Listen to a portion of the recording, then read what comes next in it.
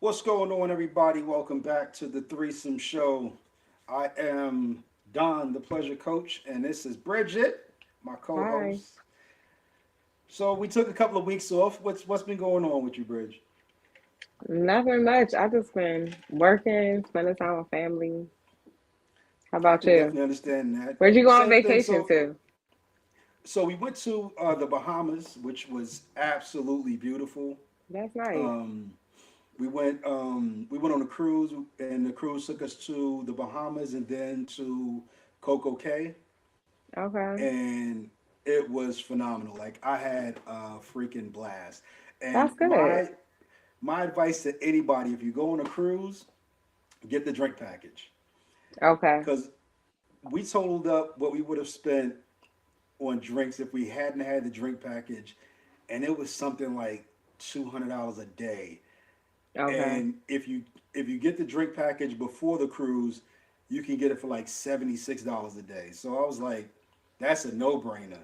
Yeah. Because when I tell you, I stayed at every bar. Like I would leave one bar, walk, see another bar, grab another drink, walk a little bit, finish a drink, grab another drink, and then another thing. If you go on Royal Caribbean and you go to if you go to Coco Cay, go to the adult poolside. Oh, it's a fucking blast. It is a blast. Okay. We acted a damn fool. When I went to the Bahamas, when we got to the Bahamas, I only really walked around for like probably about 2 hours Mhm. because like everybody's like rushing you, like you want to buy this, you want to buy this, you want, to, and I was like, okay, I'm gonna go back on the cruise. I'm gonna go back on the cruise ship and get in the pool or get in the hot tub. But when we went to Coco Cay, oh, we had a, it was a time. It was That's definitely a good. time. That's good. So this is definitely the month of vacation and spending time with family. Tomorrow, not tomorrow, Friday, I'm driving down to Kentucky to see my son's graduation. Okay. So my Congratulations. yeah, my youngest. That's the last one. My Oh, youngest really? is Look. Go graduating. ahead, Dad. Yeah. So that's gonna be a trip. And my oldest daughter, she's driving down with my grandson. So it's gonna be Okay. all of us. We're gonna go down, and I rented an Airbnb. So I'll probably throw a little party or something at the house for them, and hang out with all the kids. So it's gonna be kind of cool. That's gonna be nice. Yeah, I'm looking forward to that. All three of them haven't been together for a couple of years. So, and the last time they were together, they drove me freaking crazy, laughing, but drove me Mm. crazy. So Okay. definitely looking forward to it. Um, let's talk about some dating boundaries. Some Okay. boundaries that you set up when you first start dating somebody, and get censored here. Because what I've noticed is, and I was talking to a few people about it. That's what made me think about it. Mhm. And they were basically saying women look at it one way and guys look at it another way. Like some guys feel like if I'm dating somebody, I got full access to her. You know what I'm saying? Like I can stop by, see her when I want to see her. And I'm like, nah, not really. Yeah. Like when you set up when you start dating somebody, especially if you haven't decided whether you're gonna be in a committed relationship with them, you got to Mhm. set up those boundaries. They don't have full access to you. Um, Yeah. they can't just pop up at your house. They definitely can't just pop up at my house. Um, Right. so, as somebody who is, in the dating scene, do you set Me? up Am I? those kind of boundaries? Yeah, are you? You all right? No. I Um, mean, you may not be currently dating, but yeah, I haven't dated in a while, but I mean I do feel like boundaries is important. Like for example, like if you go on a date with somebody, I don't feel like just because you go on a date, it doesn't mean that we having sex. And it also don't mean that like I'm kissing you or you like touching on me for a we might can give each other a little hug or something. But that I just don't feel like that automatically means like, you can cross over that line. And if it does eventually get to that point, feelings gotta be mutual. yeah, yeah, and you gotta establish in the beginning whether you're dating for a relationship or you're just dating for company and conversation. Because Yeah. if you're not looking to get into a relationship, you can still date. Like everybody wants to share dinner with somebody or have a good conversation, but you have to establish in the beginning. I'm not really looking for a relationship. I'm just want to enjoy my time with somebody or some Right. people. Like that's Yeah. one of the positives of dating. Your options are still open. Um, Yeah. yeah, And like the it kissing thing is just like it's like a safety thing because it's just like I don't know your lips be at, sir. I don't know if you kissing somebody else or sex with somebody else. I don't know. So it's like right off the bat, you're not about to kiss me. I agree with that. I agree with that. Yeah. Especially if you're somebody who's health conscious, who's conscious about your own health. Yeah. I think that's a good boundary to set. No, hey, Yeah. hey, I give you a handshake, give you a hug. All right, bye bye.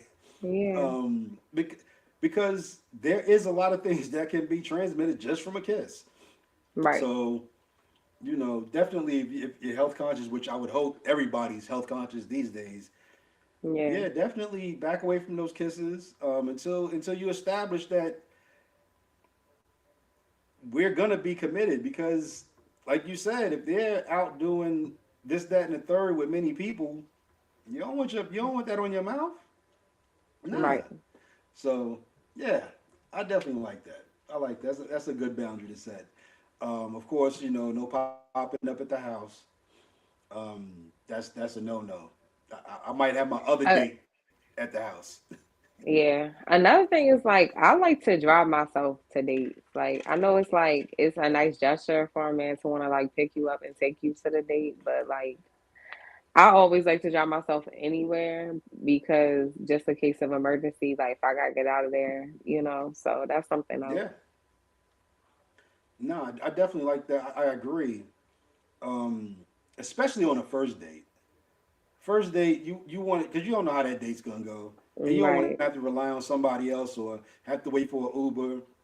You wanna you wanna basically be able to say, okay, you know what, this is not working out. I'm gonna go ahead and drive myself back home Right. the way I got Right. here.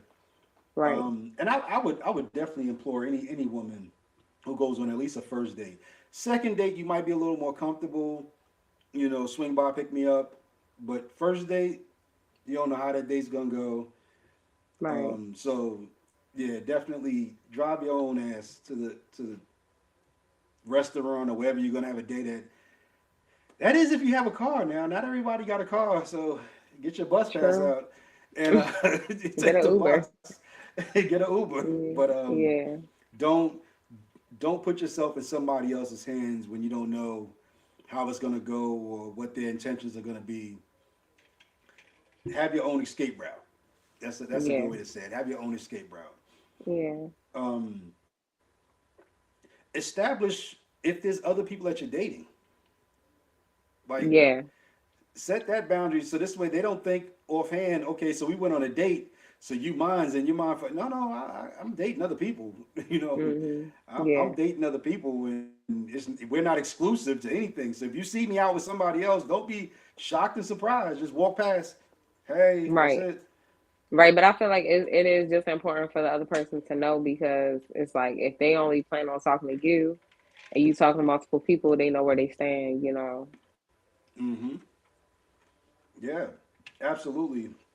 And a lot of people will have that first date we committed type of mentality. Mhm. And I think until that's something that's established, either by multiple dates, and y'all are kind of starting to spend a lot of time together, you don't always have to say, we're committed, but sometimes you can tell, okay, we're crossing into the relationship zone. We're spending all our time together. We talk to each other on the phone all the time. Right. Okay, you might be crossing into that, but if y'all really only talk when y'all setting up the next date, y'all just dating. Right. That's just the dating situation. It is almost platonic friends. You know, It's just Yeah. the guy typically pays, or sometimes the woman pays. That's a big green flag for me. If a woman says, you know what, you paid for the last two dates, I'll pay for this one. Okay, you know, but Mhm. still firmly established whether or not you're moving into a committed relationship or we're just gonna be dating. And I'm dating other people. Yeah. What do you think is the appropriate time from like after the first date when a guy should be setting up the second date after the first date? If it went well. So under normal circumstances, I would probably say about a week, right? About a week is a good time frame to digest. Y'all might have a conversation or two during the week just to let each other know, hey, I'm interested in you. You know, a second date might be possible. So a week is definitely a good thing.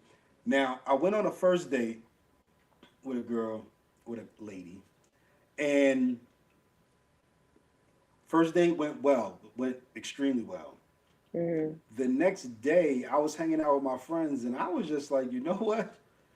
I'd much rather be in her company than hanging out with the fellas. So I called. I was like, yo, if you're not busy, we can go out and do something. So our second date was the next night. Yeah, okay. And she just so happens that she wasn't busy, so it wasn't like I was impeding on her life. She wasn't doing anything, so we went out the second night. Kind of went and just grabbed some pizza, just kind of walked and talked. But yeah, under normal circumstances, about a week is a good. Okay. Oh, we got some. Oh, let's see. I had a guy who wasn't exactly dating showed up to my house unannounced. Oh, damn! Showed up at the house unannounced with a gift. I left him right outside.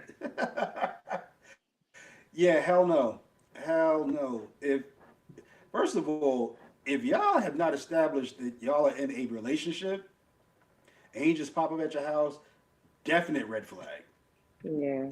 You don't know how to respect my place. Yeah, and leaving him outside, good good place to leave him. Definitely Yeah. a good place to leave him. So let me ask you a question. I saw a video on TikTok, and I don't know when the hell I became drawn so to TikTok, but that shit is addictive with all the shit that's going on there. Where a young lady was friends with a guy since she was 17, so they've been friends for a while. She's 30, I Okay. think now. Between 17 and 30, her and her best friend dated. They Okay. realized it wouldn't work out. So, but she kept him as a friend. She's known him since she was 17. Mhm. Her new man now says, you need to get rid of dude because I guess he knows that they dated. And he's Mhm. like, I'm not comfortable with y'all being around each other. You need to get rid of him. And she said she would rather get rid of the new dude, even though the new dude is treating her good. That's Mhm. still her friend. Yeah. So, as someone who is single, how would you Mhm. handle something like that? Especially y'all haven't been in no long term committed relationship with the new guy. Mhm. Who gets let go in a situation like that? I mean, I feel like you do have to respect your partner, you know what I'm saying? In a Mm-hmm. sense, but it's just like, I'm not gonna say I have had like a childhood friend, male friend that I did date at a point in time, but then we grew up and realized like we're just friends, you know. Um and eventually it's like, okay, he got into a relationship and I guess like, we can't be friends no more because he don't say nothing or nothing like that, which is like it kind of hurts because regardless that it's like we're different sex, like I feel like a friend is a friend. Like, Mm-hmm. and in this world, I feel like it's a lot of phony friends. So I feel like when you have a genuine friend, whether it's male or female, you got to keep them around, you know. Now I feel like your partner has to be comfortable, but I wouldn't sit here and be like, oh, cut a genuine friend that you knew for, from the time you was a young adult to, now that y'all grown, that's to me, that's a long time to be friends with somebody and just cut them out their life because of your new partner. I feel like your partner got to be secure because it's like if you wanted to cheat on them with that ex or whatever the case may be, you was gonna do it anyway. You know what I'm saying? Right. So It's like by him making you cut people off in your life, that's if that was something you wanted to do, you was gonna do it anyway. Yeah, I feel this kind of the same way. Like, first of all, a friend, yes, and if your partner has a problem, they are insecure, or you and the friend are really flirty. So I look at it like this: if if you are in a relationship, and just like she said, that insecurity, if you haven't done anything to really make them feel insecure, then they should be chill until they see something that they say, okay, well, I need to question his friendship. Right. But if there's nothing to question, I think having somebody who genuinely has your mate's good, you know, good intentions at heart, that's the kind of person you want around your girl or your man. Yeah. Yeah. Anything can happen, and you still want them to be able to talk to someone and get good advice. Right. So if you start to try to limit who your mate is around, then not only does it stresses insecurities, but it also gets that isolation type of situation. Like you're trying to isolate them from the Right. people who can give them good advice, probably because you have bad intentions yourself and you Yeah. don't want anybody else to see that. I definitely feel like, because I don't burn bridges. So a lot of the women that I've dealt with, I'm still cool with. Mhm. I don't burn bridges, and not because I want to go back to them ever again. It's just that you never know when somebody might need you or when you might need somebody. And if you don't have to, now I've had some breakups that, we hate each other's guts, and I'm cool with that. Yeah. But for the most part, exes are not enemies for me. Exes are That's how just I feel. somebody who I dated. We realized it wasn't going to work. We walked away from each other. But every now and then, might pop up on Facebook. Hey, how's it going? Life is good. What's been going on with you? Um, and if it first of all, if you have a mate who looks at friendship in that way, like even though we might have dated, I can still consider you a friend, or a friend of sorts. That also kind of tells you how they're going to treat you throughout your relationship. If they're treating people who they broke up with good, Mhm. they're going to treat you good. Like you're still with them. Right. You're in love with them. Like y'all are together. So Right.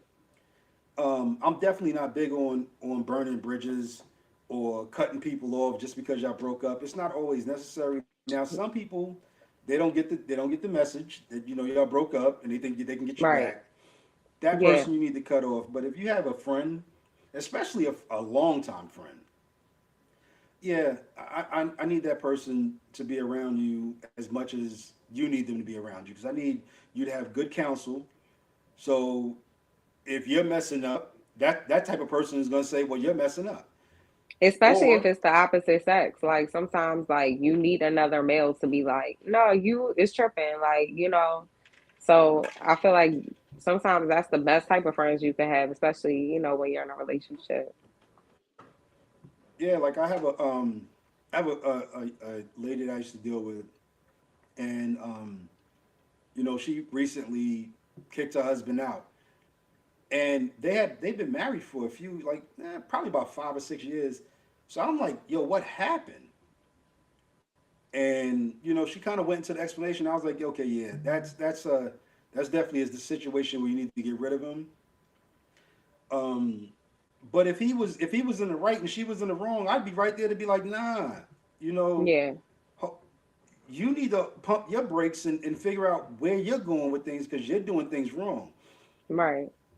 And you need that kind of person, whether it be a female or a male. You need somebody in your ear that's always going to give you good counsel and Right. say, you're doing this right or you're doing this wrong.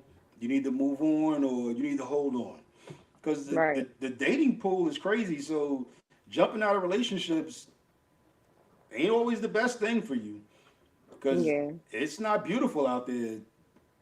It's hard to find good people, whether it be a good man or a good woman. It's hard. Right. So Yeah. you need somebody.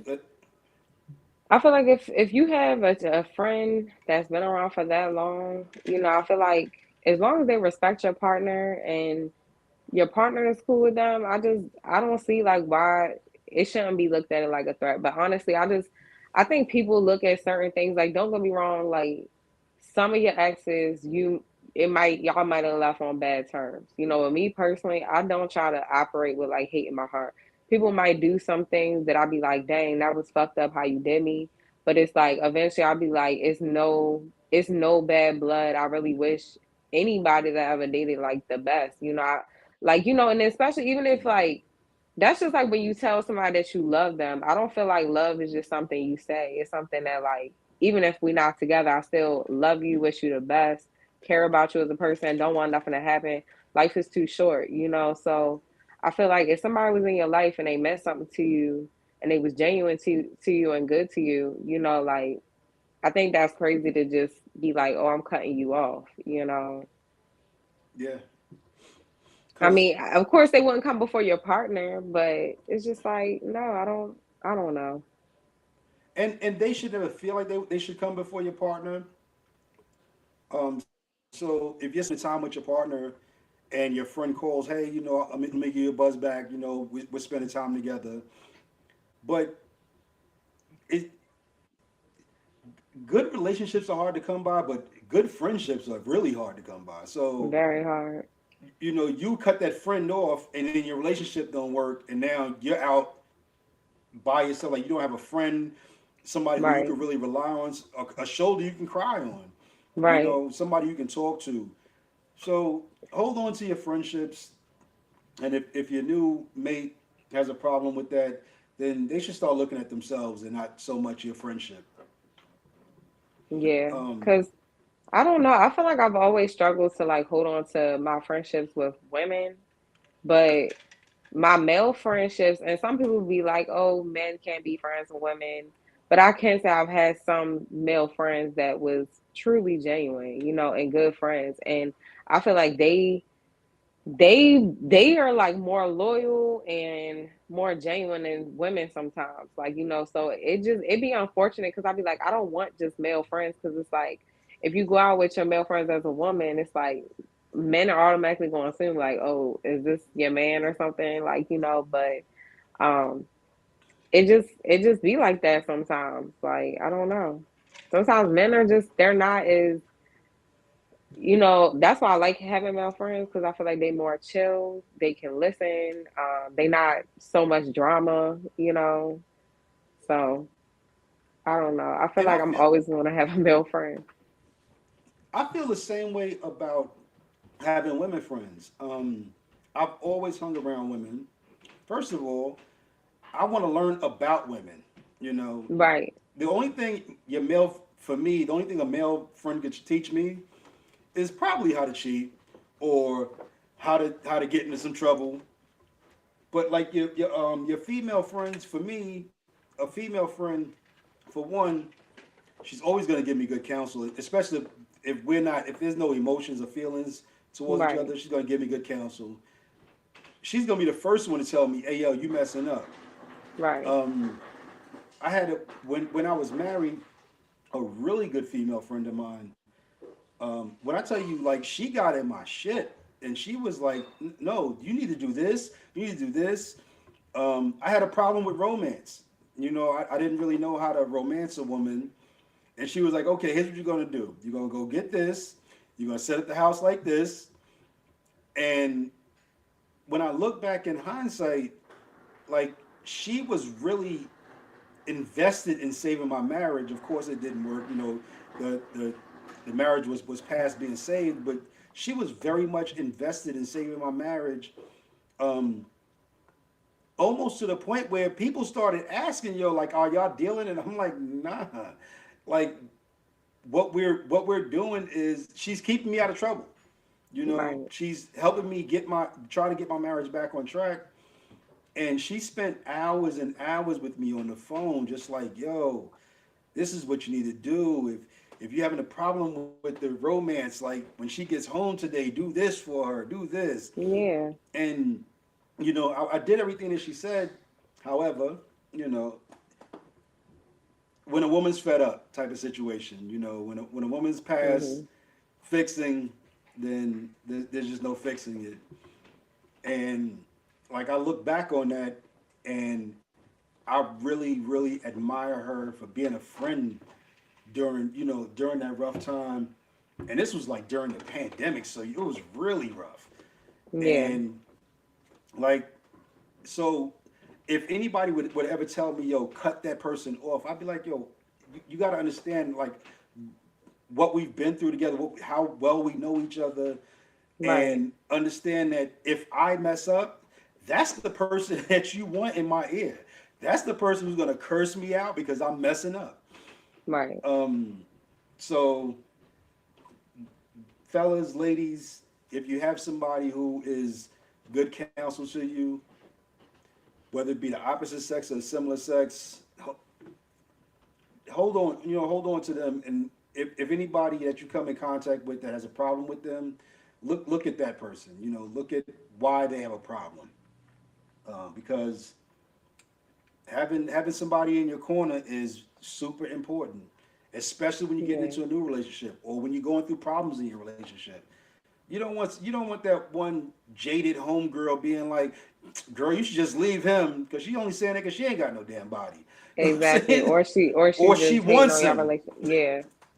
You know what I'm saying? Or she wants him. Mhm. So if you're dealing with if you got a homeboy, ladies, if he's straight, he don't want your man. You know what I'm saying? And if y'all already established y'all don't want each other, then you want to listen to what he's saying. Yeah.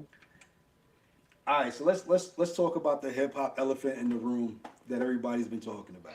Let's let's let's throw the hip hop elephant in the room out there. Okay. Diddy, what the fuck is going on with this dude? He's Like crazy. at first, I was really really taking up for him. When Cassie came out with You the lawsuit, I was like, okay, here we Don. go. Because we had so much of the Y'all, I'm Me Too ashamed. movement that was pushing the narrative so much. I was like, okay, here we go. Somebody trying to get money. But then as it started unfolding, first of all, he settled with her too quick, and I was like, okay, yeah, nah, he did something. He did something Yeah. wrong. I don't know. I didn't know it was as deep as what the hell he did wrong. But I was like, okay, Mhm. yeah, nah, I can't stand by Diddy on this one. Then it was like all the other lawsuits was hitting him. And I was like, okay, everybody's just trying to get paid. People would come out the woodwork trying to get paid. I doubted It's not that I doubted Cassie. I doubted the She said, situation. "Sir, don't tell anyone else." Yeah. For real, because they're gonna be like, "What?" So it was more so. Okay, you waited so many years. Why? Why now? And I looked at it as okay. So we had the victim survivors law that came out in New York, and I was like, Mhm. okay, everybody's gonna, and it was getting ready to expire. So I was like, everybody's gonna rush to get paid now. Mhm. When he settled the next day, I was like, all right, Diddy, all right, what the hell you do to this girl that you giving her X amount of million? Real quick. Yeah, because she was traumatized. I see that now. Okay, I was wrong. I see that now, but at the time, and then like after he settled with her, it was like everybody was like trying to sue him. Um, let's see, he was a billionaire or was, and they see why she was scared. Yeah, I do. And he paid a lot of people off. So then the it was Diddy was always a questionable dude for a while. His Mhm. behavior made him kind of questionable. Um, when back in the days when he was running around with Biggie, we Brooklyn gave him props. You running with Biggie, you know what I'm saying? We know Biggie's a real Yeah. dude. We gave him props. Fast forward after Biggie died, I started seeing little things that he would do and who the company he would keep, and I'm like, okay, so maybe Diddy's not the man's man, that he portrayed himself to be in the beginning. And then you start to look back, like him hanging out with like Farnsworth, what's his name, Farnsworth Bentley or whatever. Mhm. And I'm like, if I'm a dude and I got money, I got Mhm. anything I want, I have anybody around me. You don't think he could have paid a woman hold the umbrella over his head because she'd have did it? I'm True. like, yo, you get and I don't even know if Farnsworth Bentley is gay. If he's not, I'm sorry. But to me, he came off as a gay dude because I'm not gonna walk around holding the umbrella with some guy's head. I don't give a how much money they got. Mhm. So when you start seeing the company they're keeping, I was like, okay, okay, Diddy, where you at with this? Like, what you doing? Yeah. Now it's like, what the fuck? You know what I'm saying? Like, and I know women are gonna have because so many things have come out. He is not what? He's not gay.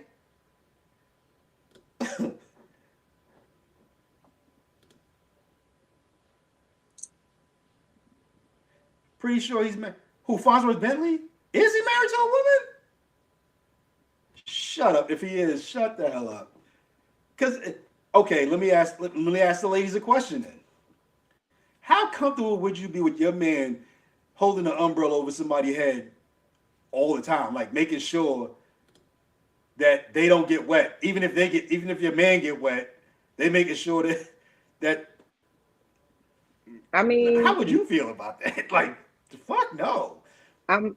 I mean, it's a weird job position, but then you gotta think like drivers. Like when people pay drivers to pick them up, they cover them with umbrellas, open the door for them. You know what I'm saying? So I'm not gonna sit here and be like, oh, that's not a masculine type of job. I feel like he was like an assistant to him too. So when you're Okay. when you're somebody's personal assistant, you pretty much got to do anything. If you be like, "Oh, my toilet paper running low," you got to go get the toilet paper. Like, you know, so it is what it is. Oops, sorry. But I don't know. Like on the whole Cassie and Diddy thing, when she sued him, I definitely believed her. Because I feel like women aren't believed a lot.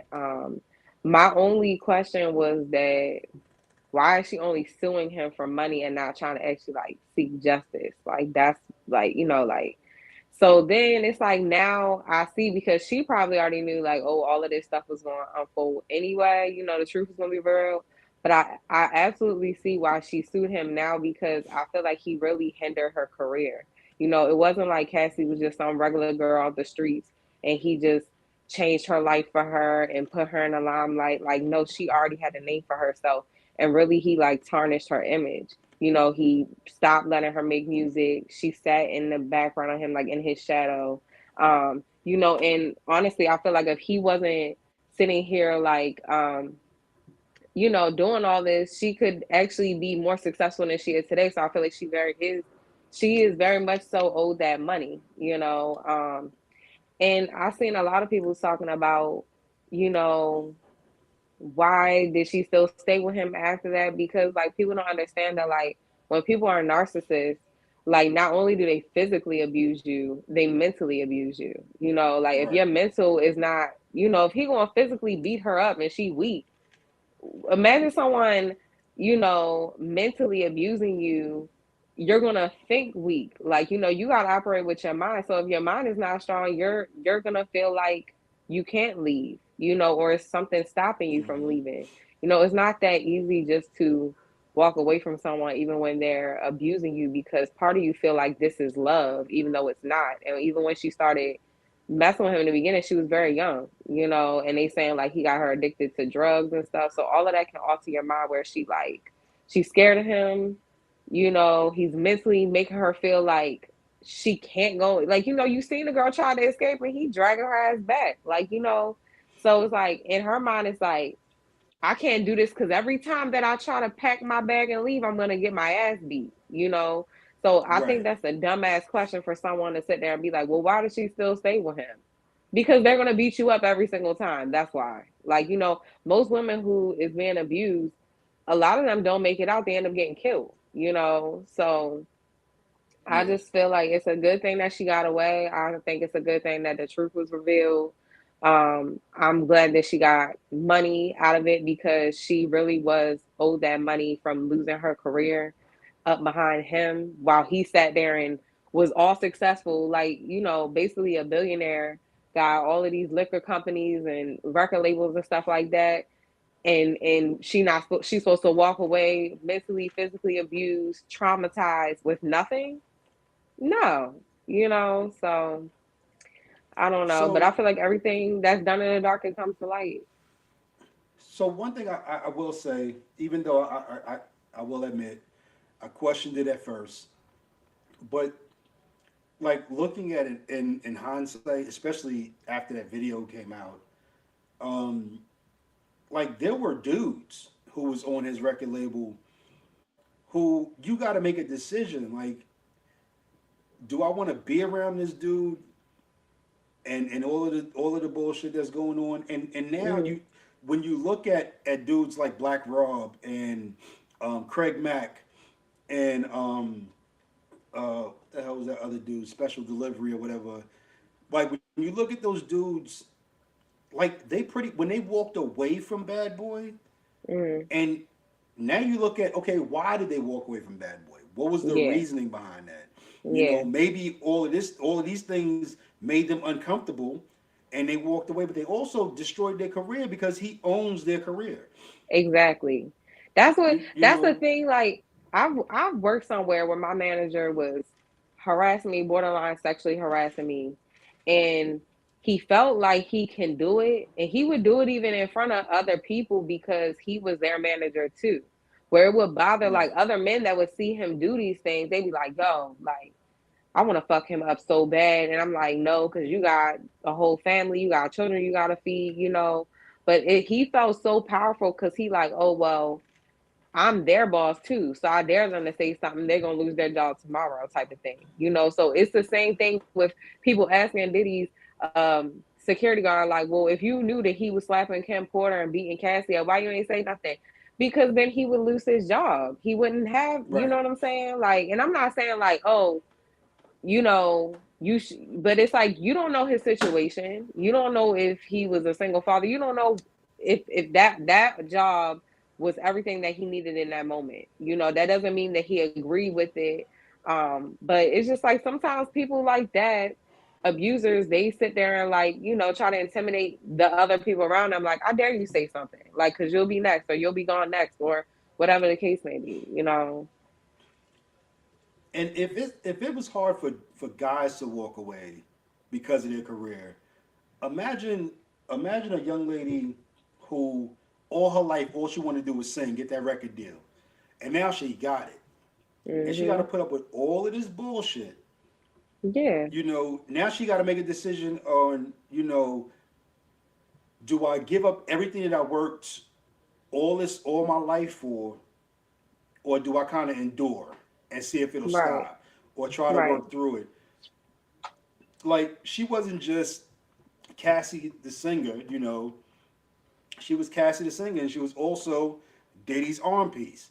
So she was getting notoriety on both sides, and I, I can only imagine the decisions that she had to make within herself, because, like I said, like there was rappers who had to make that same decision. Yeah, Um, like when the Locks left him, I want to say Rough Rider had to pay some ungodly amount of money for their contract because they was ready to leave him, but he owns the contract. He owns the yeah, name. He owns the rights to their music. And they just recently got their masters back. But what people don't know is when you sign a contract, so let's say Don signs a contract with somebody and I sign a contract as the entertainer named Don. If I leave them, My name has to stay with them. They own that Yeah. name. Yeah. Um, that's why Prince changed his name because the record company would not release his name to him. So anything he put Yeah. out under that name, they would get paid off of. Little John, same thing. So imagine Diddy doing this to men, and they have to pretty much give up their rap career. Now he's doing this to a woman that not only is he dating, but he also owns the rights to her music, the rights Right. to her name. So, at like I said, at first I doubted, but once time went on and I started seeing everything else unfold, I reflected back on all the things that Diddy's known for doing. Mhm. Diddy will make you famous. He will never make you rich. It's like he'll get your name out there Yeah. because he It's owns that name.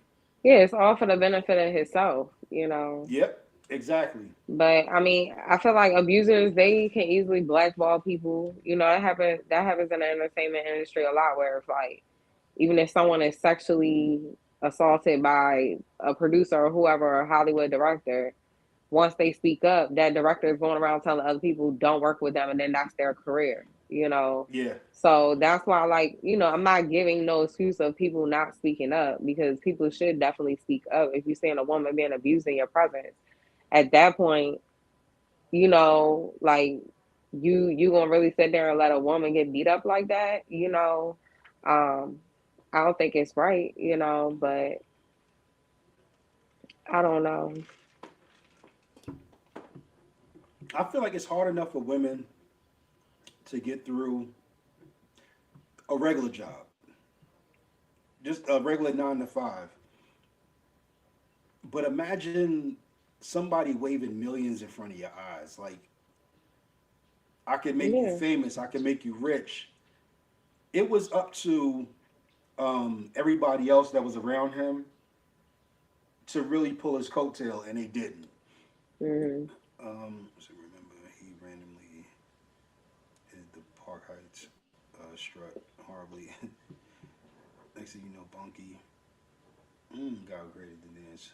Was in L.A. at one of his parties.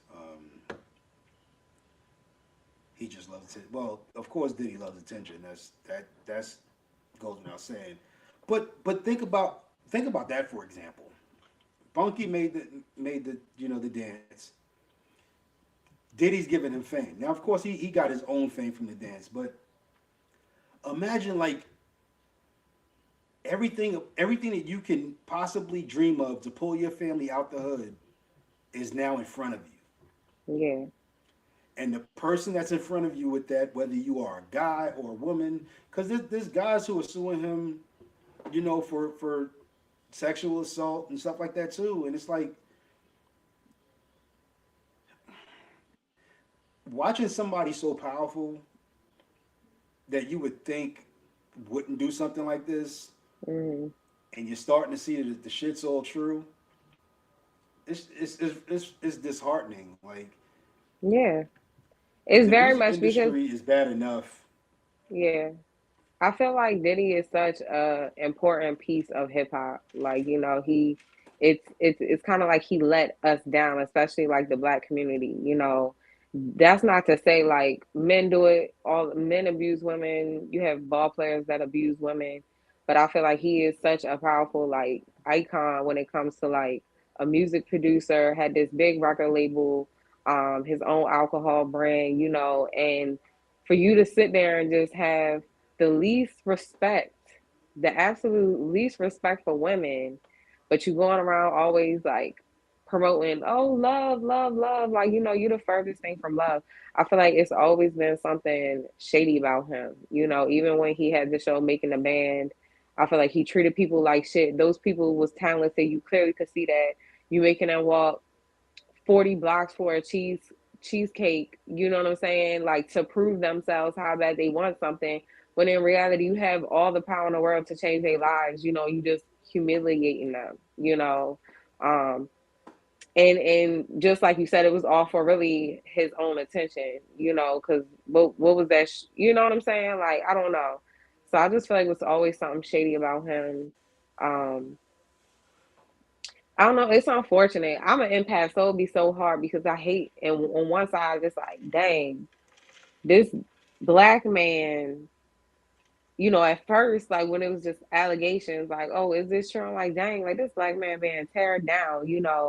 Not saying I didn't believe her. Like, I never said I didn't believe her, but at the same time, it's like, it's just unfortunate. I feel like the whole entire circumstance when it comes to his kids, you know, um, his daughters. It's just sad. It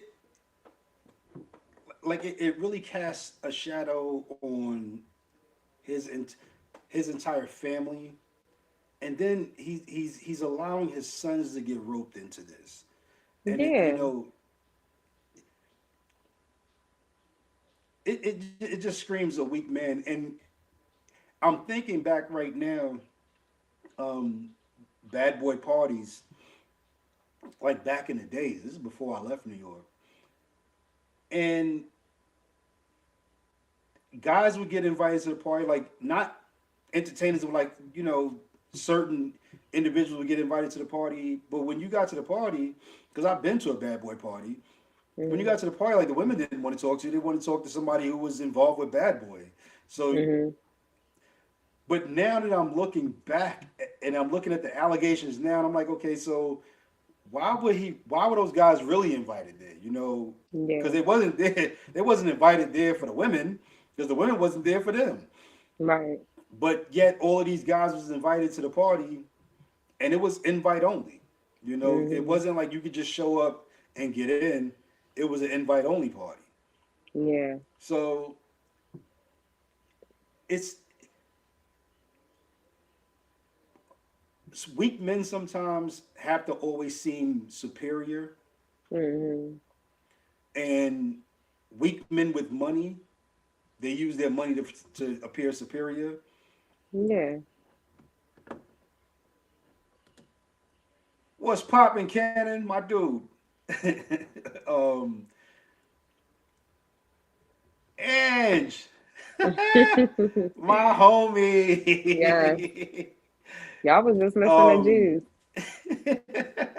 so like even though I hate giving this dude light now, I really and at the beginning of the show, before we came on the air, we struggled whether we was going to talk about this, because I hate giving this situation light, but in reality, it's not just giving this situation light, it's also bringing light to, if you see something happening, I don't care who you are or what you might lose, that Yeah, woman is losing a whole lot more than you right. could possibly ever lose. Like you might lose your job by not saying something, but that woman is losing her dignity, her self hmm worth. Yeah, So if you have the opportunity to say something and stand up, and like you said, like I look at his bodyguard, who's going on every damn podcast talking about all the things he's seen. Well, that makes you an accomplice, honestly, hmm because if you watched it happen and you did absolutely nothing, that's like me watching somebody getting ready to get shot and I have the opportunity to stop it and right. I do nothing. I'm an accomplice. Yeah, I'm just as guilty as they are. So yeah, while his bodyguard is trying to get the limelight now, and he's been on at least 8 different podcasts that I've seen. Oh, I seen this. Oh, I seen this. I seen him do this to Kim, and you did nothing. As right. a grown man, you did nothing. Yeah. I just, I don't know. And then it's also like the thing of like believing women. I feel like in every situation, it's two sides to every story. So that's why like I don't always, when it's just allegations, I'm not gonna say, oh, I don't believe someone and I believe someone. It's just the fact that it's like if I'm not there, how do I really know? You know what I'm saying? That's why I really don't like speaking on certain things when it comes to celebrity wise, because I'm like, even when people talk about Will and Jada relationship, how the fuck do y'all know what's really going on? Y'all are not there. Y'all don't know how they operate. Um, but I definitely feel like when women is saying they're being abused, it shouldn't be oh, she's just trying to get money. You know what I'm saying? Like if you don't know for real, if you really unsure, just shut up. Like, you know what I'm saying? But I just feel like it shouldn't take for you to, you know what I'm saying? Like I just don't feel like, even when people seen the tape, but what did she do to him? What the fuck could she did to him? How much Oh do she no. weigh? 100 pounds soaking wet? Like what the hell? And then it's like somebody was like, well, what did she take in her bag? Um, he took the bag and then he dragged her ass back to the room. So clearly he wanted her ass too. It wasn't just the bag. Like, I just feel like some men, or not even just men, because I've seen women do it too, just still coming up with excuses after you've seen this whole video, you know? Yeah, the after I saw the video, I was like this. I can't stand behind this dude at all. No, Now the I Cassie couldn't like stop watching when it. Cassie sued him, when Cassie sued him, I was like, okay, she sued him, she got her money, okay, whatever she went through at that time in my mind, I was like, okay, whatever she went through, she got paid off for it. You know, hopefully that makes her feel a little bit better. But then to watch what she went through, and that was just one situation. That was Right. in a public hotel with cameras. Imagine what she went through behind closed doors where there was no cameras at. Exactly. Even You in that know, video, even in that video, they said that he already gave her a black eye. That's why she was leaving. So how much more is you gonna beat her up? right. Like talking about he was disgusted and like, no, you weren't. Like that situation, and I know like Chris Brown caught a lot of flack behind him and Rihanna. Different situations altogether. Hmm. Different. First of all, I don't see Rihanna as being somebody who's gonna take her ass whipping and not give her ass whipping back. So they was fucking each other up in that car. That was Ike and Yeah. Tina type shit. I mean, and both of them had documentaries, and basically that's what it came about. Like, you know what I'm saying? They said that when it came to them. Yeah, I think she got mad at him because of something in his phone. I think she hit him, and then he hit her. You know what I'm saying? Which I feel like, when it comes to stuff like that with a partner, neither one of y'all should be putting your hands on each other. You know? right. Like I feel like in the Diddy situation, okay, let's say worst case scenario. Let's give Diddy that much of a leeway. Let's say she smacked the shit out of him. He punched her back, gave her a black eye. I think that's it. That's it. Like let that shit Right. go at that point. But to chase her into the hallway and kick her, Hmm. like, Slam her to the dude, ground, like, kick her. what the fuck are you thinking? And she was a light. She wasn't a heavyweight chick. She was light. Yeah. Yeah. She was small. So for you to not only chase her into the hallway and kick her and drag her back, that means you was going to be embarrassed about her being seen, other people seeing what you did to her, which means Yeah. you shouldn't have never done it. Yeah. Um, Women sometimes will let them hands loose and they'll smack the shit out of a dude, and I don't condone that shit either. Like, don't put your hands on somebody if you don't want them to put their hands on you, but still, there's still that fine line of walk the fuck away. Right. Okay, she smacked you. She ain't draw no blood. Walk away. Let her go. Because she probably slapped him because he didn't want to let her leave. And like all of the leverage that I tried to give him in the beginning, I'm just like, yo, I just can't give him none of that no more. Like I can't do it. And it's not that I'm not for the dudes, because I'm definitely want to tell you, women will definitely push the fucking buttons, and it will keep pushing the buttons till they find that button that's gonna make you snap, and then they get mad when you snap. Walk away before you snap, before you get to that point. But he doesn't have that Yeah. kind of control. Um, and then of course there's the apology video, which I found out later on why he wasn't apologizing straight to her. He can't. He's under the terms of the lawsuit. He's not allowed to say her name in public. Period. Yeah, I seen that. So he couldn't apologize by like saying her name. Cassie, I apologize. So the only thing he could apologize was to what he would perceive as being his fans. Um, and when you are apologizing to your fans, let your future inactions be your apology. Show that Hmm. you've become a changed person, but that's not what he's showing. He's Mm-mm. showing that he's teaching his sons to be the exact same thing as he is. Yeah. And You he's know, just mad it's that he got caught. He mad that his image yeah. is damaged, his ego is crushed because now everyone is sitting here seeing him for exactly who he is, instead of who he wants us to believe he is. He just, I don't know. I feel like he's done. Now, He lost most people lost all respect for him. But I feel like yeah, as a man, like, sorry, go ahead. no, go ahead.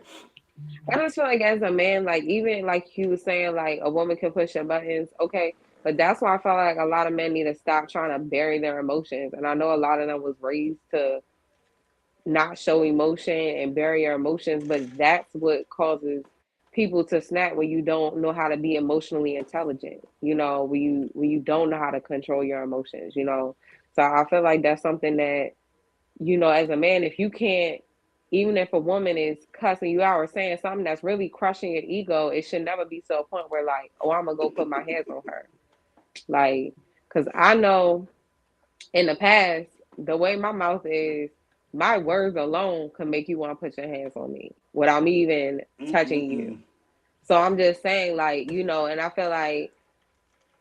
I just feel like you have to learn to be emotionally intelligent regardless of what people say. So emotional intelligence is definitely one thing, but if somebody pokes and prods at you, and of course, Angie was like pussies, um, and we talked about that. Guys are meant to hold on to their emotions as much as possible, and keep them pressed down and suppress their emotions. And now you have that kettle pot building up, and you can slip and do something that you regret. But if you walk away and you take a breather, and this is what's always worked for me, is I do not condone a man putting his hand on a woman at all. I don't condone a woman putting her hand on a man either, but I know I'm big enough of a man, and what I can do to a woman if I was to put my hands on her, I'll walk away. She could slap the shit out of me. I'll be like, you know what? This probably ends everything with us, and I'm gonna walk away. Hmm. Before we get to the point where we're fighting, because even though there's some women out there who would throw them motherfucking hands and knock a dude out, but the majority of men, if they put their hands on a woman, like it's a mismatch, and you got to Hmm. learn how to walk away. You know, I am one person, well, one man, and I probably can speak for a lot of men that I know, like good friends of mine. Um, I condone domestic violence. Like Hmm. anytime you got to get violent with each other, walk away. Like Yeah. let that shit go. Yeah. Um, and yeah, dudes are pressing down their feelings, and then they have that one situation. But if you just let it out, like, look, I can't be around you. You know what I'm saying? Like, Right. there's some toxicity in our relationship. I can't be around, and Yeah. I need to walk away. But it's that ownership shit, And Diddy felt like every woman that he dealt with, he owned. She was property, Yeah. and when they try to walk away, He felt like he it was like a master and a slave situation. And when the slave tried to leave, you whipped the slave to whip him back into, and that's how he treated people. Yeah. Um, you really want to crash out because you want to fight. In general, um, I'm not going to jail because I'm mad. And you could be, good point, Ange, and you could be going to jail forever. Like Mhm. something as simple as like right now. So a lot of the stuff that Diddy has done that's coming to light now is outside of the statute of limitation. But somebody's gonna come forward that's gonna fall within that statute of limitation, and he could lose his freedom. And he Yeah. said, in his whole apology video, oh, I got help. It was a dark time in my life or whatever. I got help. I don't believe it. I don't believe it, and I can't Yeah. give him any kind of credence on that. I don't believe I it. don't. I don't. The reason why I don't believe it is because it's just like you saying I went to rehab. Uh, he said I went to therapy. Like, first of all, sir, if you had such a huge substance problem, you wouldn't be having. He had a little thing called Fucking Friday every Friday where he drank his alcohol. Like, if you were an alcohol, basically a borderline alcoholic, then and you were so drunk and intoxicated that you beat her up like that. That's what they're claiming. Like, you be drinking every Friday, so save the bullshit talking about I had to go to rehab because you would have been changing your life. You would realize, like, dang, since you claim it was the darkest times of your life, and you realize like alcohol, if that's what they're using an excuse of him going there and beating her up like that, then you wouldn't ever touch alcohol again.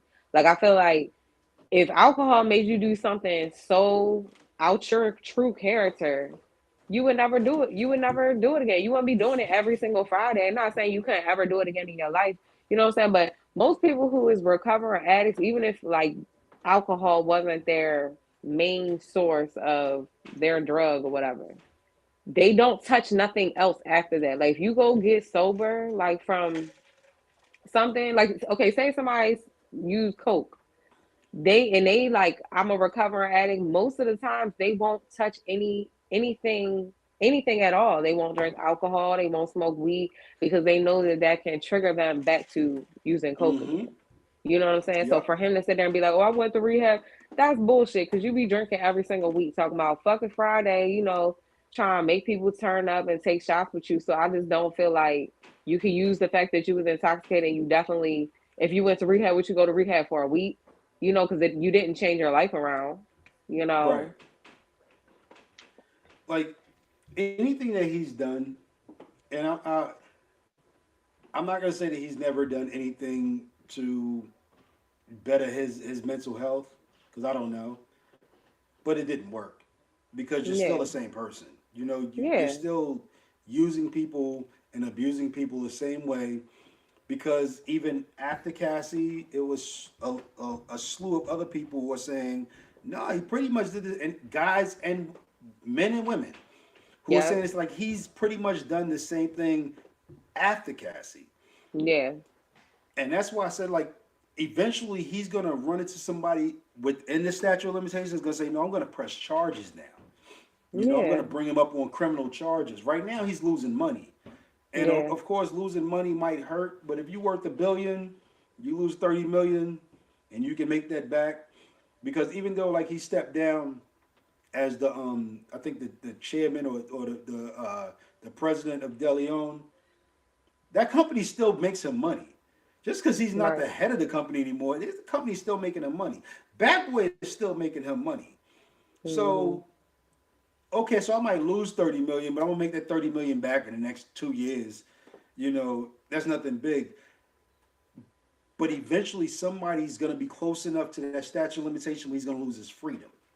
hmm, yeah, And not only that, but he's also it's to the point where now everybody's shedding light on other people in the industry, other powerful men in the hip hop industry, and saying they did the same thing. And who are you to believe now? You know, yeah, it's like everybody's under the spotlight now. Who do you believe? So I Yeah. don't know. I feel like Diddy is a huge narcissist, and I feel like narcissists with fame and money is very dangerous people. You know what I'm saying? R. Kelly, for example. I want to say I even heard a clip in the past of Diddy like referring to himself as God, like and I feel like Yeah. um for you to Yep. have that mentality, it's like you being judged now. Like God is judging you. He's bringing all of this to the forefront for everyone to see. And you getting embarrassed for real. So I don't know. I feel like he did a lot of grimy stuff to people in the past, and I feel like it's catching up with him. It's catching up. And just like Kels, just like R. Kelly, eventually it'll catch up to you. Mhm. Because you get away with it Yeah. so long that you feel invincible. You've Yeah. paid off so many people Yeah. that you feel invincible. And Yeah. eventually that shit catches up and you can't buy your way out of it. There's not Right. an amount of money that you have in your bank account. Like R. Kelly had millions. That shit didn't change the fact that you was a damn molester Mhm. and all that shit caught up to you. Right. And the same shit that R. Kelly did with the damn videotapes and what ended up being the nail in his coffin was all of the videos that they found. That's the same thing. That's what they went to his property looking for. Mhm. They found guns or whatever. They found some drugs. That shit is nothing to them.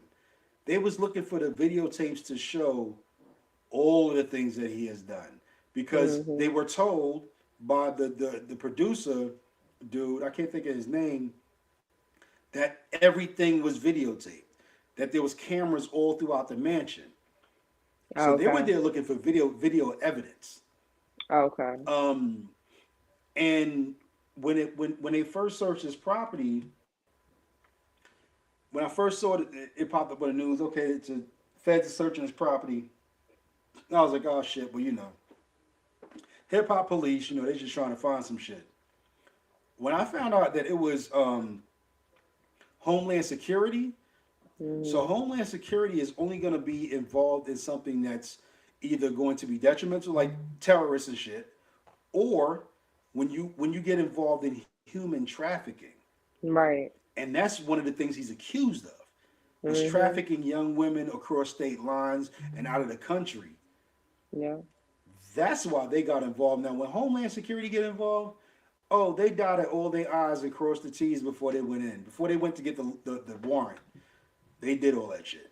Yeah. So, you know, right now Diddy's paying out money and people are going after him for money, but his biggest concern and the biggest thing he got on his plate is the fact that he could end up doing decades in prison behind the human trafficking situation and Yeah. you know whoring women out and whoring dudes out.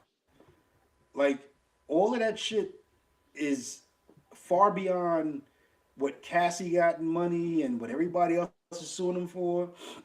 He got real charges And looking at, and his yeah. sons. Mhm. Yeah. So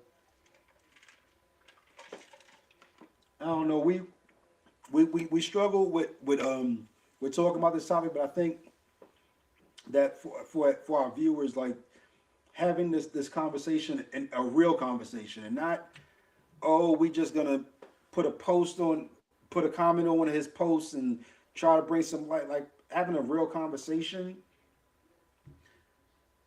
I think was important, and Yeah. I'm glad I followed your lead on that and was like, yo, let's go ahead and do it because there are people who watch things happen every day, and the person that they're watching is not rich.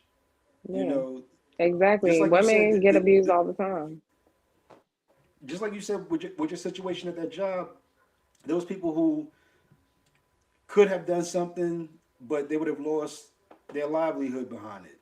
Mhm. And I'm telling every man that listens to this show, whether it be video, podcast, yo, if you see something, yo, intervene Yeah. because women are really losing a lot in those situations. They're losing their sense of value, their sense of worth. their self confidence. There's so much being taken away from them. Like if you see it, if you see a guy going through it, Yeah. say something. You'll deal with that shit. Like help that person out because you may be stronger in that area. You might lose your job. You can get another one, but that Yeah. person may not be able to ever get their self worth back. Right. Yeah, and I feel like, even for people to sit there and be like, "Oh, why is she bringing this up now?" I feel like when you go through traumatizing things, I feel like the best thing you can do is like tell your truth because that's how you heal from it.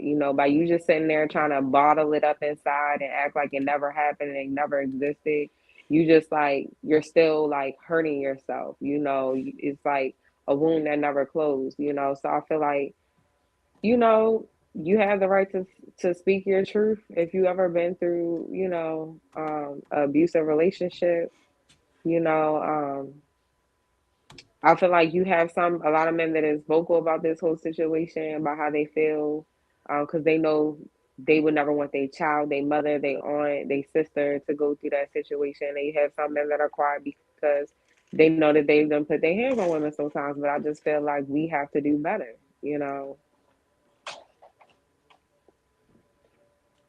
Let's see. No one wants to feel alone all the time, and so Nicole said, women are losing their lives, and that's true. Mhm. And Angie's also right. No one wants to feel alone, and when they're going through that, that's exactly what women feel. Mhm. That's exactly what some guy like that producer who's suing Diddy now. That's what he felt like. Like he had everything wrapped up in this project, and Diddy's most recent album. He had Mhm. everything wrapped up in it. That was his ticket to stardom, Yeah.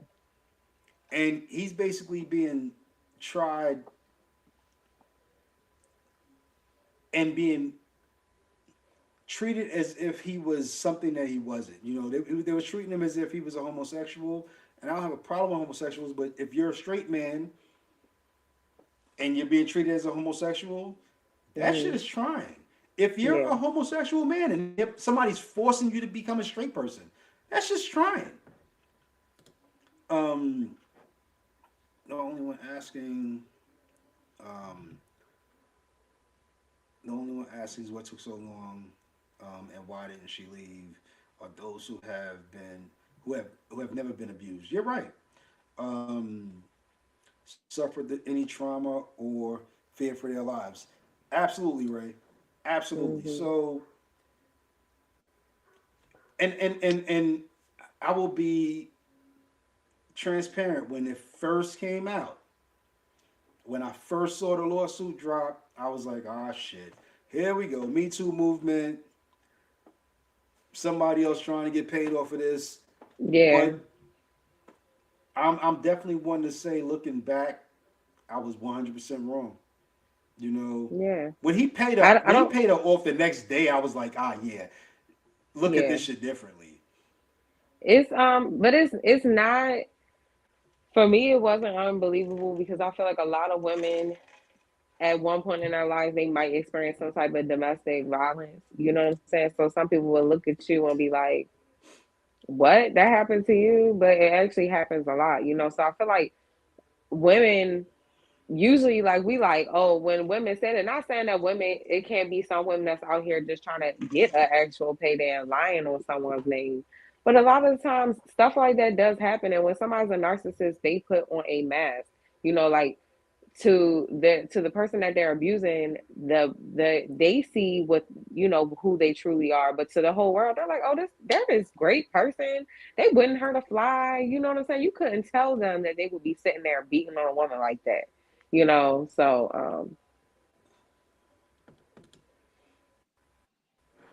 The doc for a one-on-one discussion about STDs. Wow, yeah. Let alone tell billions of people that they were raped, drugged, and Drugged and beat. beat, Yeah, right? absolutely, absolutely. Um, like it's if there were men. who were basically going through the same thing and they Mhm. still never said nothing. Imagine how Cassie felt. Yeah. You know, imagine how she felt every single day knowing I have to go to work. I have to do this because they have me bound to a contract. If I don't make an album, then I can lose everything. Right. And I have to go. And I have to endure this bullshit. And if I speak out, who's gonna believe me? It's Diddy. Right. You know? This is Puff Daddy. Who's gonna Yeah. believe that America's America's success story is doing all of this? Right. So she had to keep quiet. Um, let's see. I'm sure there was a level of embarrassment, which is sad, since she is the victim. Yep, absolutely. That's It's exactly what I was it's saying. it, Like it's very much embarrassing if someone is beating on you. That's not something that you just like, yeah, girl, he be beating my ass sometimes. Like you not that's nothing to, that is really proud. Like, it really makes you feel ashamed because here goes the world questioning, well, why she stayed with him? She's dumb. She's this, she's that. You know what I'm saying? It's like people sitting there judging you either way. You know what I'm saying? So um exactly. Nicole said she's reliving it, unfortunately. And that's how it is. every But day guess she's what? reliving But it. y'all want to know what's funny? But that's why a lot of women, I feel like, took this to heart because a lot of women who have been abused by men before, we relived it through her. Like, you know what I'm saying? A lot of women have spoke out like, I done got dragged like that before. Guess what? I've got dragged like that before by a man. So and then when you watch something like that, you're reliving it too. So that's why I feel like it's easy for a lot of women to say, I believe something like that because I've experienced it myself. So I just feel like people need to stop, saying like, oh, I'm not going to believe something. This can't be true because it's this powerful person. Like let me and we talked about this. It was triggering. Yeah. So we talked about this in last month during Sexual Assault Awareness Month. Hmm. 1 in 5 women have been sexually assaulted. 1 in 5. So if you know 5 female friends of yours, Hmm. one of them has at least one of them has been sexually assaulted, Yeah. and it's typically by somebody they know, somebody they Yep. That's a trusted, fact. and this is somebody that everybody's been trusting. Hmm. Diddy, everybody's been trusting this dude. He was hip hop for a while. Hmm. It wasn't like Suge Knight, where Suge Knight was just known to be a fucking thug and an asshole and beating motherfuckers up. This was somebody who everybody was loving at one point. Hmm. That nigga came out with a tequila. Motherfuckers that didn't even drink tequila was buying his tequila. Right. Everybody was loving him. And here you have this young lady who is sitting there going, all I want to do is make it. All I want to do is Hmm. make it, get my family out of a bad situation. All I want to do is make it to the other side. Yeah. And look what she had to endure to do that. Yep. So. Women say less with less. Women who don't have millions of dollars in front of them still don't say that they were sexually assaulted. Yeah. They still won't go to the police. They won't even go to their friends sometimes Yeah. because of the embarrassment. Now imagine you are a big name celebrity and the embarrassment that's placed on you. Imagine what Rihanna had to endure to say, I got beat up. Hmm. And luckily, everybody jumped to her, jumped to her defense. But that doesn't always happen in sexual assaults. Yeah.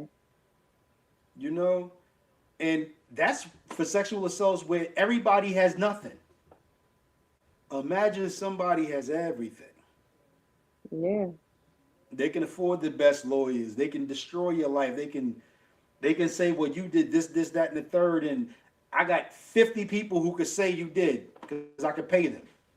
Right. You know, like the Diddy situation as a whole is is really puts a spotlight on because there was white men who went and got locked up for this shit. Um, Weinstein and all of them, like they got locked up for that shit. Mhm. But this is totally because it's us now. It's our Mhm. community. You Yeah. know, we watched what R. Kelly did, and a lot of people gave him a pass, like, oh, he's sick. He has issues. Diddy's something different. You know, Yeah. R. Kelly was a pedophile. He, Yeah. he had some pedophilia But issues. allegedly, Diddy might be too. So. And the difference between R. Kelly and Diddy ain't go through that shit growing up. Mhm. Diddy R. Kelly was molested when he was younger. Yeah. That doesn't give him a pass, but that the truth is the truth. Diddy Yeah. ain't go through that shit. You Yeah. know, Go Diddy ahead. was raised in the game.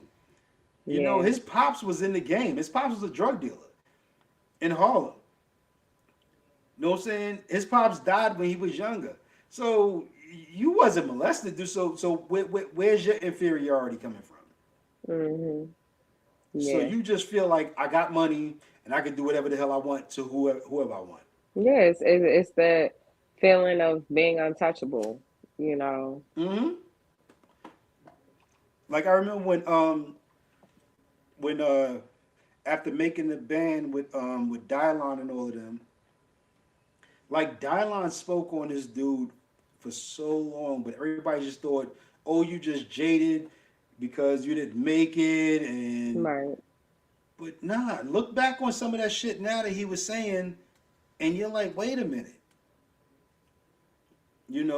what did Dylon and Babs and all of them have to go through being nobody, having Mhm. no record deal? What did they Yeah. have to endure? So, like, Cassie is just one of a long laundry list of people who've had to endure shit from him, and all of that shit's coming to the light now, and Yeah. it's coming to the light in a major way. Yep. So, everybody out there, if you've ever had to endure something, whether it be sexual assault, mental abuse, physical abuse, whatever, my heart goes out to you because it's hard to recover from shit like that. It's hard to put your life back on straight. Right. So, yo, like this is my third time saying it. I'm glad. I'm so glad that you said let's talk about this tonight Yeah. because it's Diddy, but it goes so much further than Diddy. Um, so I'm glad that you brought it up and you was like, let's bring it up. And I was like, all right, let's push it out a week. And you was like, well, no, let's talk about it now. It's going on right now, and it's a Mhm. lot. And I'm sure between now and our next show next Wednesday, something else is going to come out Right. that we could definitely still touch base on because this is going to be an ongoing situation. This is a living situation, and for the most part, everybody that's going through this is still living. Everybody Mhm. that's going through this with Diddy is still living. We still don't know what Kim Porter From went what through. we know, allegedly. We don't know what he did to Kim Porter. Some people are Mhm. saying that he actually is the one that killed her. Yep. I don't know if that's the case. And I'm not gonna lie, I've always questioned. I just always felt Biggie's murder, Tupac's murder. And don't get me wrong, I know a little. I watched a documentary on Tupac's murder where it's like, okay, what they, allege who was involved. Um, but to me, all of that always seemed a little shady to me ever since I was young. I don't know. I always looked at Diddy like he always felt like he was God, but I always felt like it was a black cloud around him. you know. And I feel like a lot of people say that, like, So I know that everybody likes to say, "Oh, it was the East Coast West Coast beef that killed them both." It wasn't. that's how I feel. Um, so one thing I know from what I've read, Biggie was getting ready to leave Diddy. He was Yeah. getting ready to leave Puff to start his own record label. Mhm. Tupac was basically looking to he was only doing that thug thing to get people interested, and then he was going to start enlightening people. Mhm. Neither one of their situations serve either Suge or Diddy. So we'll never really get to the bottom of what caused their death. But I think a lot of what caused their death was the fact that they were smarter than the people who was over them. Facts. And they was ready to do something different and make a change. And especially if, and hindsight is like crazy, imagine if Diddy was doing all of this stuff in the presence of Biggie, Mhm. and Biggie was like, "Yo, fuck, I can't subscribe to this." Yeah. Um, But so imagine, somebody getting ready to lose their cash cow. What the hell they gonna do? right. But I just like I said, everything that is done in the dark comes to light. But I also believe karma is a bitch. You know, It I feel is. like the things that you do will come back to you. So be mindful of what you do to people. And if it don't directly come back to you, it could come back to your children or your family, people that's around you. So I'm a firm believer in karma. Yeah, karma is really big. I've really always been really big on karma, and I haven't always acted as if I was big on karma, but I know, and I'm here to tell you, that shit will come back and bite you at the most unopportune moment. And this is right now. This is the unopportune moment for Diddy. He's not really in Hmm. the limelight. Yeah, Besides social media, he ain't really doing nothing everybody's talking about him about. yeah. He could have faded into obscurity and enjoyed his billion. Hmm. Instead, now his entire character has to come into question because of shit he did in the past. Yeah, It may not come. It may not happen the next day. It may not happen the next week or the next month, or even in the no, next 5 years. But that shit will come back and get you. yeah, So you know, it's all up to everybody who's had to endure Diddy and his bullshit. And like I said, between now and next week, I'm sure the news cycle is gonna show us something else. Because the latest chick that did a lawsuit against him, she says she still has the clothes from the night she was sexually assaulted mm, in a bag, in a sealed bag, which means any DNA is still on there. right, That's gonna be the shit that can get his ass locked up. yeah, So fuck the money. I don't if you a billionaire, if you lose 50 million, 60 million, that shit ain't nothing. That's like me losing $60. right, But losing your freedom, that's something else. And I want to say, and I might be mistaken on this, but his kids are involved in that. His sons are involved in that shit. yeah, So, yep, yo, once again, I'm glad that you brought this topic up tonight. Um, it not to say it overshadowed everything else that we talked about, but it's an important topic, yeah, and we're probably gonna have to revisit this shit because the shit just keeps growing. yeah, This is a living situation, and it's constantly growing, and so many people are getting involved in what's going on. So many people has the naysayers, the yay sayers. There's so many people getting involved in this. Like, we haven't even touched the surface of the Stevies and all of them who's coming to his defense because y'all named in the shit. Right. So we gonna keep talking about it. If it keeps happening, we got so many people that's involved in this. Um, but for tonight, we're gonna shut it down. We appreciate everybody that joined us, hung out with us, kicked it with us. Shout out to I'm gonna give some shout outs real quick. Shout out to Ray, my man Cannon tuned in. Shout out to Nikel, and of course Big Ange. Appreciate y'all. We'll be Yeah. back on next week, Wednesday, same time, same channel. Tune in. I am Don, the Pleasure Coach, and this is my co-host. Bridget. All right. Nothing but love for y'all. We talk to y'all later. Be easy. Bye.